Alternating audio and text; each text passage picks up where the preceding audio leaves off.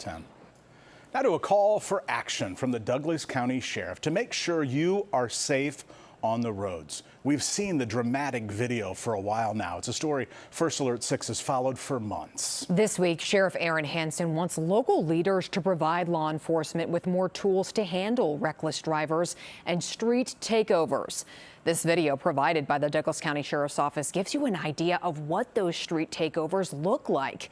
The Douglas County Sheriff says these events are dangerous and leaders cannot ignore the, quote, reckless behavior.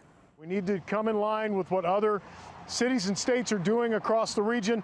We need to have a mandatory term of vehicle impound, not upon conviction, but upon arrest. The sheriff adds that if someone is using a vehicle as a deadly instrument on the roads, he wants the vehicle impounded for 10 days. If there are second and third offenses, the sheriff says he would like to see the impound last even longer.